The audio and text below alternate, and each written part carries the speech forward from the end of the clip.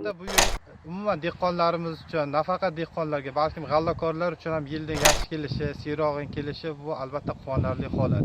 Lekin shu bilan birgalikda aytib o'tishimiz kerakki, ba'zi bir sabablar viloyatimizda aksariyat maydonlar kuzgi g'alla maydonlari ba'zi bir sabablarga ko'ra kechki maydonlar ham kuzatilib turadi.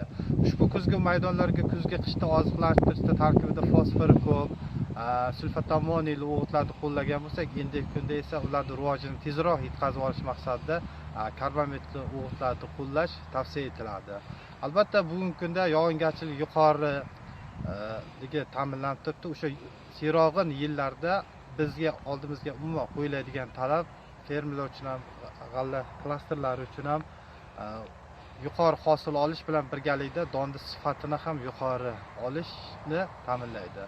Bunda erta ekilgan maydonlarga esa ammiachni selitra qo'llash kerak bo'lsa, kechki maydonlarga esa yuqorida aytib o'tganimdek karbamitli o'g'itlarni qo'llash tavsiya etiladi. Shu bilan birgalikda o'sha atmosfera yog'ini natijasida bugungi kunda boshog'don ekinlari rivoji ancha oldinlab yaxshi tuplaganligini ko'rishimiz mumkin, lekin albatta bu yetarli emas. Bunda esa sug'orishga alohida e'tibor qaratishimiz kerak. Ayniqsa bahorgi suvni birinchi sug'orilmaydigan dalalarga, sug'orilmagan dalalarga birinchi suvni quyish, sug'organda ham yengil sug'orish, suvni ko'llamasligiga alohida e'tibor qaratish kerak. Suv ko'llagan dalalarda nafaqat boshog'don ekinlarni bug'doyni hosildorligi tushadi, balkim ushbu dalalarga qo'llanilgan o'g'itlarni ham pastga yuvilib ketishini ta'minlab, ushbu bug'doyning o'g'itga bo'lgan talabini yanada yuqori qilishiga olib kelish bilan birgalikda tuproqning ham ikkilamchi sho'rlanishiga, strukturasini yomonlashiga olib keladi. Endi bugun ko'rib turganingizdek ushbu maydonlar umuman aksariyat maydonlar naychalash fazasida ekanligini ko'rib turibmiz. Naychalash fazasida biz bilamizki, o'simlikning kritik davri hisoblanadi. Bu davrda eng ko'p namlikka bo'lgan, suvga bo'lgan talabi eng yuqori davr hisoblanadi. Ushbu naychalash fazasida eng ko'p boshog'don ekinlari biomassani to'playdigan vaqti. Bunda o'sha mineral o'g'itlar bilan birgalikda barglar orqali, ya'ni ildizdan tashqari suspenziyali oziqlantirish ham talab etiladi. Bunda suspenziyali oziqlantirishda tarkibida gumin, fulva kislotalari bo'lgan makro va mikro elementlarga boy bo'lgan biostimulyatorlar bilan oziqlantirganda ham har 8-10 kunda oziqlantirish talab etiladi.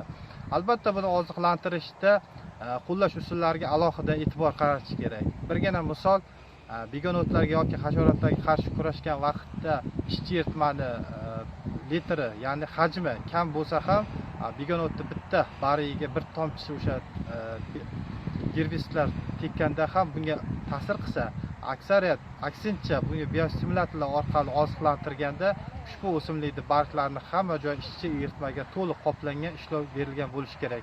Bunda albatta o'sha sepadigan abrsquatlarni, ya'ni shtanger oqalarni davlinasiga, uni tezligiga alohida mexanizatorlarimiz e'tibor qilib sepsa, biz kutgan samara ancha yuqori bo'ladi. Har doim suspenziya qilgan vaqt, ya'ni biostimulyator bilan oziqlantirilgan vaqtda bir xil tarkibga ega bo'lgan emas, har xil turdagi biostimulyatordan foydalanish o'simlikka ijobiy ta'sirini yuqori qiladi.